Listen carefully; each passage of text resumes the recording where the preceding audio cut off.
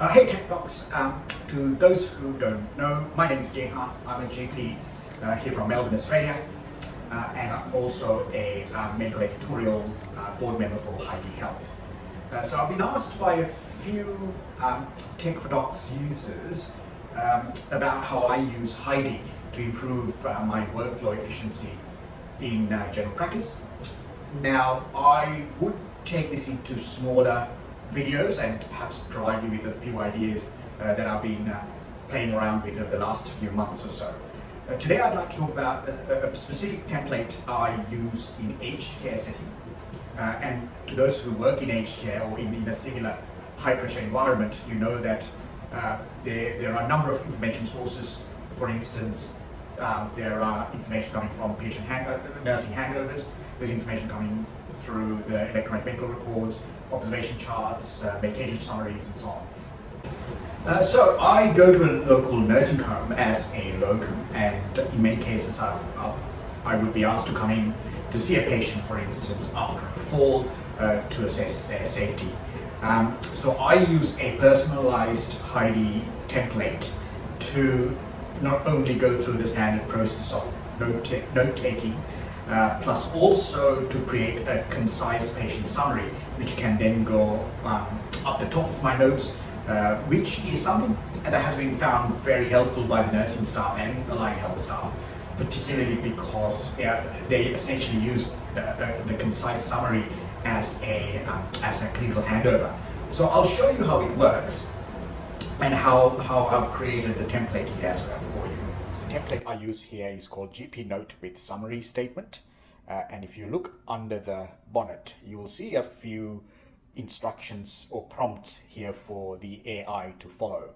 An important one here is the one up the top here saying, add a placeholder called summary to the top and briefly summarize the impression and my management plan in a concise way up the top here. So, and there's a few other extra instructions here for AI to follow, especially also I put these new ones about mental state examination, which sometimes is quite helpful. So, and this is shared on Heidi community, so anyone can actually use it up on Heidi. So let's actually do a demo. So we'll go to a new session, and in here I am verbalizing what my findings are.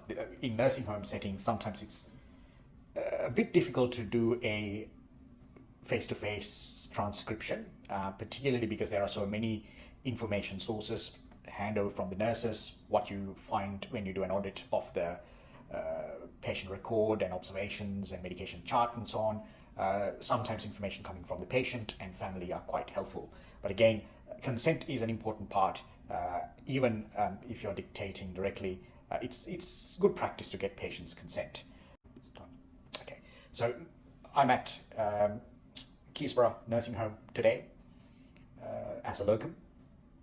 Nursing staff requested a review of Mrs. Jones. Information such as allowing place. Staff was led by the nurse and was seen by the nurse staff immediately. Nurse Jones was line number 4. Station had that she was finding out bed, sleep, and on. Patient assisted by the staff and was able to stand up and talk.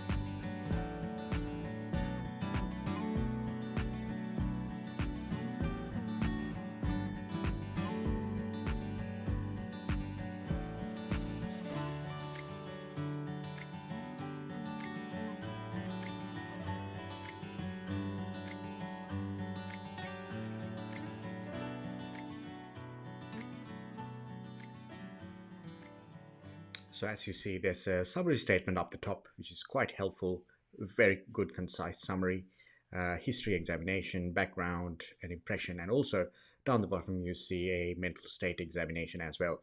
Quite helpful if the patient showed any signs of delirium prior to or following the fall.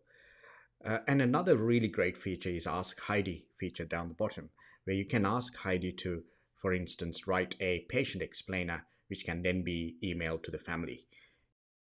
Most families actually really like this, adds that personal touch. So let's see what Heidi does here.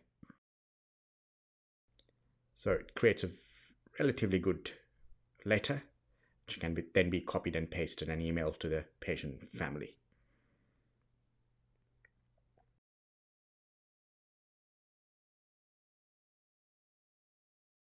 There's another exciting feature where you can use multi-language support here as well.